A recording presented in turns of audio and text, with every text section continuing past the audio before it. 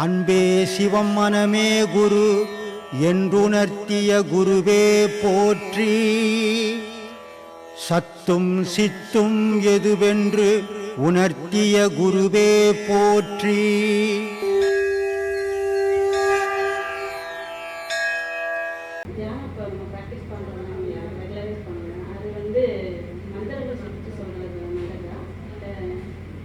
மந்திரத்தால் என்னம்மா வரும் சொல்லு, ஏதாவது சொன்னீங்கன்னா நான் தெரிஞ்சுக்கிறேன். மந்திரம் சொல்கிறதே கடவுளுக்கு சம்பந்தம். எது வாயாவன்னா சொல்லு. நமச்சிவாயான்னா என்னது? கடவுளா? நமச்சிவாயானவை நீ தான் நம்ம.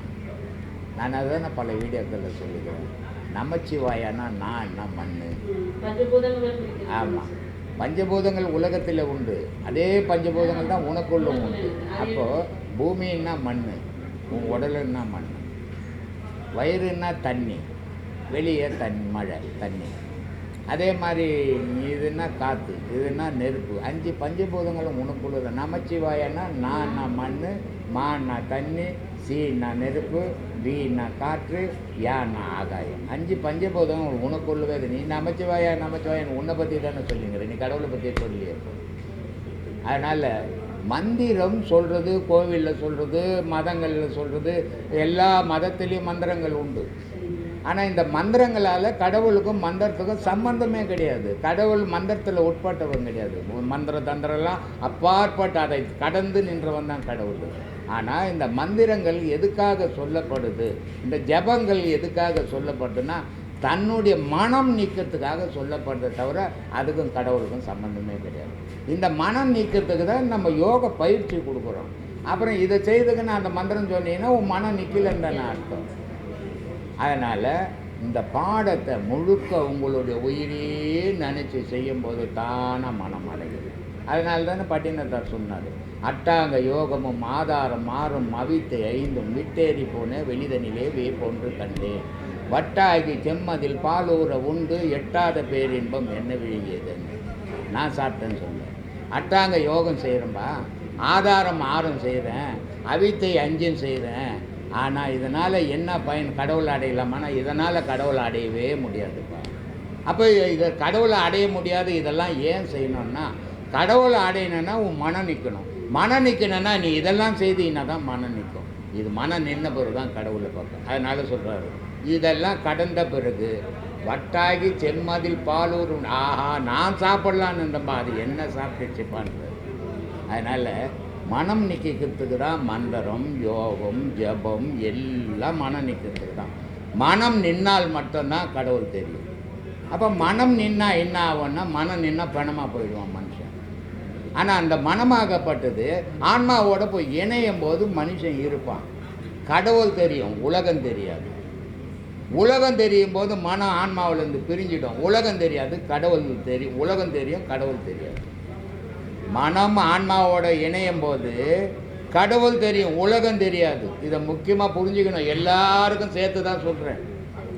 மனம் ஆன்மாவோட இணையும் போது இந்த உலகம், ஊடு வாசல், ஜனம் எதுவுமே தெரியாது, கடவுள் மட்டும் தெரியும். மனம் ஆன்மாவிலேருந்து பிரியும் போது உலகம் மட்டும் தெரியும், கடவுள் தெரியாது. இதை தான் சொன்னான், கண்டவர் விண்டதில்லை, விண்டவர் கண்டதில்லை. நீ பார்த்த இடத்துலேருந்து இங்கே எழுத முடியாது, எழுத இடத்துலேருந்து பார்க்க முடியாது. பேசுகிற இடத்துலேருந்து அதை பார்க்க முடியாது, பார்க்குற இடத்துல பேச முடியாது. அதனால் கண்டவர் விண்டதில்லை, விண்டவர் கண்டதில்லை. நான் பார்த்தவன் இங்கே பேச முடியல, இங்கே பேசுகிறவாங்க பார்க்க முடியல. அந்த மாதிரியான நிலையை உருவாக்கணும். இந்த மனத்தை போய் ஆன்மாவோடு இணைக்கிறதுக்கு முயற்சி பண்ணுறது தான் யோகம். நான் பல வீடியோக்களில் சொல்லிக்கிறேன், தனித்தனியாக இருக்கிற பொருளை ஒன்று சேர்க்கறது யோகம், ஒன்று சேர்ந்தால் ஞானம் அப்படின்னு. அப்படிலாம் கிடையாது. உனக்கு டைம் எப்படி இருக்குதோ அதுக்கு செய். இப்போ என்னதான் ஜபம் செய்தீங்கனாலும் சரி, என்னதான் மந்திரம் சொன்னீங்கன்னாலும் சரி, எல்லா செயல்லையும் நம்ம உடல் ஒரு சூடு. வார்த்தையை தொடர்ச்சியாக சொல்லும்போது உடல் தன்னறியாமல் ஒரு சூடு. இயற்கையிலே ஒரு சூடு இருக்குது. தனிப்பட்ட முறையில் இந்த வார்த்தையினுடைய உபாசனத்தில் சூடு ஏறும். ஆனால் அதை விட சூடு ஏறும் யோகம் பண்ணுறதில்ல. ஏன்னா வார்த்தையினுடைய காற்று வெளியே போகும்.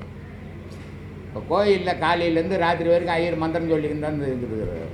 ஆனால் அவர் கடவுளே தெரியல. காரணம் வெளியே போயிடுது. மந்திரம்ன்றது மனம் எந்திரமயமாக ஆயிடுச்சு, தொடர்ச்சியாக ஆயிடுச்சுன்றது தான் மந்திரம். அதுக்கும் கடவுளுக்கும் சம்பந்தம் கிடையாது. ஆனால் யோகம் தொடர்ச்சியாக ஆகிப்போச்சுன்னு சொன்னால் கடவுள் தெரியும், எல்லாம் சேர்ந்துடும் ஒன்று. அதனால் உங்களுக்கு எது விருப்பமோ அதை செய்யுங்க. சொல்ல வேண்டியது என் கடமை, சொல்லிட்டேன் நான். அப்படியெல்லாம் எல்லா 24 மணி நேரம் கூட பண்ண, ஆனால் டைம் இருக்குமா உனக்கு? இதனுடைய விளைவுகள் என்னன்னா, அதிகமான பாடம் பண்ணி அதிக உஷ்ணம் வேகம் போடும்போது மோஷன் போக முடியாது. சரி, அது கூட நிறைய பேர் எனக்கு ஃபோன் பண்ணுவாங்க. அதனால் சொல்லுவேன், இளநீர் வாங்கி கண்ணு திறந்துட்டு நைட்டு பனம் வெல்லம் போட்டு மூடி வச்சுடுங்க வெளியே, காலையில் எடுத்து ஒரு வயிற்றில் சாப்பிடுங்க, அந்த கோல்டு ஆகிடும். இதுக்கு தான் சொன்னான், கொல்லான் உழைப்போல் கொதிக்குதடி என் வயிறு. வயிறு நெருப்பு மாதிரி ஆக்கிடும், எரிய ஆரம்பிச்சிடும். இது எரிய ஆரம்பிச்சோன்னா ஆடு போச்சுன்னா பீக்க போட்டுன்னு போகுதுமா, அது மாதிரி இருக்கும். மலம் போடணும், காஞ்சி தீஞ்சி வரும். ஏன்னா அந்த சூட்டு அப்படி ஆகுதுன்னு சொன்னாக்கா நல்லா பண்ணுறீங்கன்னு அர்த்தம் அது. ஆனால் இந்த சூட்டை குறைக்கிறதுக்கு இந்த குல்குந்துன்னு இருக்கும் மருந்து கடையில், சர்பத்தில் எல்லாம் போடுவாங்க தெரியுமா? அதை வாங்கி ஊற போட்டுட்டு நைட்டு ஊற போட்டுட்டு கொஞ்சம் சர்க்கரை போட்டு சாப்பிட்டீங்கன்னா அந்த கோல்ட் ஆக்கிடும்.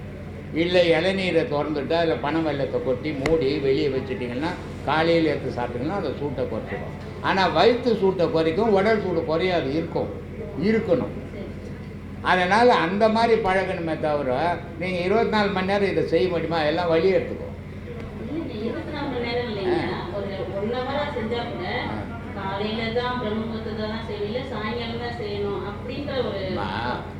பிரம்ம முகூர்த்தத்தில் எல்லா காரியங்களும் செய்யணுன்றது எதுக்குன்னா ஊர் நிசப்தமாக இருக்கும். அந்த நேரத்தில் எண்ணங்கள் சிதறாது இருக்கிறதுக்காக அந்த நேரத்தில் செய்ய சொல்கிறது. அதனால் அந்த நேரம் உங்களுக்கு வாய்ப்பு இருந்ததுன்னா செய்யுங்க, இல்லை நைட்டு செய்யுங்க. 1 மணி நேரம் தான் செய்யணுன்றது, 3 மணி நேரம் கூட செய்யலாம். எத்தனை பாடம் வாங்கிட்டுருக்கிறீங்க? இப்போ தான் வாங்கவே போறியா? அப்போ நான் என்னமோ ஒரு 10 பாடம் வாங்கியிருப்பேன்னு பார்த்தேன். ஆமாம், ஏன்னா ஆரம்பமே எப்படி இருக்குதுன்னு டேஞ்சராக இருக்கும் போல இருக்குதுன்னு கேட்டுக்கிற மாதிரி இருக்குது. அதனால் உபதேசமெல்லாம் வாங்க, அப்புறமா கேட்கலாம். அனைவருக்கும் ஆத்மா வணக்கம், ஆங்கில புத்தாண்டு வாழ்த்துக்கள். ஐயா, உங்ககிட்ட ஒரு கேள்விங்க. சொல்லுங்கம்மா. எல்லாரும் பக்தியிலேருந்து யோகத்துக்கு வரோம். ஆமாம். யோகத்துலேருந்து அடுத்தபடி ஞானத்துக்கு வரோம். அதில் இருக்கும்போது நம்ம முழுமையாக அதை போக முடியாத சில விஷயத்தால் நம்ம மதம் அதில் போனாலும் ஆனால் பின்னோக்கி இழுக்குது. உலகத்தில் எல்லாமே மாயன்னு தெரிஞ்சோம், ஆனால் நம்ம இறைவனை நோக்கி போக வேண்டிய பாதையை விட்டுட்டு ஏன் பின்னோக்கி போகிறோம்? கண்ணுக்கு தெரியாத ஒரு எதிரிக்கிறம்மா, அந்த பயப்படுற வேலை தான் இவ்வளோ பிரச்சனையும் காரணம். யார் அவன்? மனம். ஏன் மனசுக்கு மட்டும் அவ்வளோ பலம் இருக்குதுன்னு சொன்னால், மாயை நம்மக்கிட்ட விளையாடணும்னு சொன்னால் மனம் இருந்தால் மட்டும்தான் மாயை நம்மக்கிட்ட விளையாடும். மனம் இல்லாத ஒரு நிலைக்கு நான் போயிட்டேன்னு சொன்னால் மாயை என்னை கிட்ட கூட நெருங்காது. மகான்கள் பார்க்குறதுக்கு என்ன மாதிரியே இருந்தாங்க, ஆனால் அவங்கள மாயை ஒன்றுமே பண்ணலை. காரணம் என்ன? அவங்கக்கிட்ட மனம் இல்லை. மனம் இருக்கிற வரைக்கும் கர்மா உண்டு, மனம் இருக்கிற வரைக்கும் விதி உண்டு. இது ரெண்டும் இருக்கிற வரைக்கும் இந்த ஏற்றத்தாழ்வுகள் வந்துக்கினே இருக்கும், மாற்றவே முடியாது. மீள்றதுக்கு ஒரே ஆயுதம் தான், பாடத்தை விடாப்படியாக நாம் பண்ணால் மட்டும்தான். எதை ஒன்றா விட்டுடுவேன், உன்னை விட மாட்டேன்னு அந்த பாடத்தை விடாப்படியாக பிடிச்சால் இன்னைக்கு அது வருத்தமாக இருக்கும், இன்னைக்கு ரொம்ப கஷ்டமாக இருக்கும், ஆனால் அதுக்கான பலன் உங்களுக்கு பின்னால் தெரியும், கடைசியாக உறுதியாக தெரியும். அது உங்களை கையே விடாது. ஆரம்பத்தில் அதை நாம தான் கட்டி காப்பாற்றணும், அது ரொம்ப கஷ்டம். அதுக்கப்புறம் அது நம்மளை கட்டி காப்பாற்றிடும். 1000 சோதனை வந்தாலும் நம்மளை அணை போட்டு கட்டி காப்பாற்றி நம்மளை கரை சேர்க்கும். நிறைய விஷயம் காமிக்கிறாரு. ஆமாம், நம்மள எப்படி ஒரு ரோட்ல போகும்போது நம்ம வர விபத்துக்களை எப்படி சைடு வாங்குறது எல்லாமே அது பார்க்குறோம். இன்னும் இதில் முழுமையாக போனால் இன்னும் சிறப்பாக இருக்கும்ன்றது. கண்டிப்பாக. இப்போ நம்ம எப்பவுமே இறை சிந்தனையோடு தான் இருக்கிறோம். சில நேரம் இருக்க முடியல, ஆனால் இன்னைக்கு நம்ம இன்னைக்கு ஃபுல்லாகவே இப்படி தான் இருக்கிறோம். யோகத்திலேயே இருக்கணும்னு சொல்லிட்டு நம்ம முயற்சி செஞ்சு உக்காந்தாலும் ஒரு 4 மணி நேரம் நம்ம உட்காந்துட்டு அதுக்கப்புறம் நம்ம மறுபடியும் பழைய நிலையை நோக்கி போகிறோம். இது எதனால? அதுதான் இயல்புமா. இது ஏற்கனவே ஓடி இந்த வெள்ளம், அதை இப்போ தான் என்ன பண்ணுறோம், அணை போட்டு ஓடுறது நிறுத்த முடியாது. அணை போட்டால் அது உடச்சின்னு போகும். அப்போ என்ன பண்ணுறோம், நம்ம ஓடத்தை அந்த வேகத்தை குறைச்சி மடம் மாற்றி விடுறோம். மடம் மாற்றுறோம். அது எப்போ வேணா நம்ம அடைச்சதை உடச்சிக்கின்னு போகிற வல்லமாக அந்த மனசுக்கு உண்டு. அப்போ நம்ம என்ன பண்ணோம், ஒரே நாளில் இந்த காரியத்தை சாதிக்க முடியுமானா அதுக்கு வாய்ப்பே கிடையாது. ஐயா சொல்லிக்கிறாரு, இந்த பிறவி தான் கடைசி பிறவி யாரும் நினச்சிக்க போகிறீங்க. ஆனால் பாடம் பண்ணுறவங்க ஒவ்வொருத்தரும் எப்படி இருக்கணும், இந்த பாடத்தை பண்ணக்கூடிய எனக்கு இந்த பிறவியே கடைசி பிறவியாக இருக்கணும், இறைவா குருநாதான் வேண்டிக்கிட்டு தான் பாடமே பண்ணணும். புரியுதுங்களா? அதுதான் படிப்படியாக நம்மளை போகும். ஆனால் ஒரே நாளில் மாற்றங்கள் எப்போவுமே நிகழாது. அப்படி மாற்றங்கள் நிகழ்ந்தால் அது எப்போவுமே நிற்காது. சருன்னு ஏறி கீழே பொத்துன்னு விழுந்துடும். எல்லாம் புரிஞ்ச மாதிரி பாவனை கொண்டு வந்து விட்டுடும். ஆனால் அடி வாங்கி பக்குவப்பட்டு அதில் நிலைச்சி நின்னால் அந்த ஞானம் எப்பவுமே நம்ம விட்டு விலகாது. அதுதான் பக்குவம். சரிங்களா? ஒரு பைத்தியக்காரனும் ஒரு ஞானியும் பார்க்கறதுக்கு ஒரே பாவனையில் தான் இருப்பாங்க. ரெண்டு பேரும் என்ன பண்ணுறாங்கன்னு புரியாது. ஞானியை பார்த்தாலும் பைத்தியக்காரன் மாதிரி தான் இருக்கும். ஆனால் ஒரு பைத்தியக்காரனுக்கு தான் என்ன பண்ணுறோன்னு அவனுக்கே தெரியாது, ஞானிக்கு எல்லாமே தெரியும். ஆனால் பாவனை பைத்தியக்காரன் பாவனையில் இருப்பாங்க. அதுதான் விஷயம். அதேதான். அப்போது இதை பற்றி நம்ம கவலையே பட வேணாம். ஏன் இப்படி நடக்குதுன்னு வேதனையே வேணாம். செய்யக்கூடிய விஷயங்களை நாம் செய்ய செய்ய செய்ய செய்ய நம்மளை விட்டு எப்பேற்பட்ட கடுமையான வினையாக இருந்தாலும் கர்மாவாக இருந்தாலும் அது நம்மளை விட்டு ஒரு நாள் தள்ளி நிற்கும். அந்த சக்தி அதுக்கு உண்டு. சரிங்களா? ஆனால் இறைவன் மேலே பாரத்தை போட்டுருங்க. ஒவ்வொரு சோதனையிலையும் நம்ம கலங்காம இறைவன் மேலே போட்டணும். இது முன்னாடி நமக்கு வாழ்ந்து காட்டிருக்கோம். முதல்ல எங்களோட மூச்சு எங்களோடது, இப்போ எல்லாமே அவர்தான் மூச்சு ஆயிட்டாரு. எல்லாமே அவர்தான். நன்றி. சந்தோஷம்.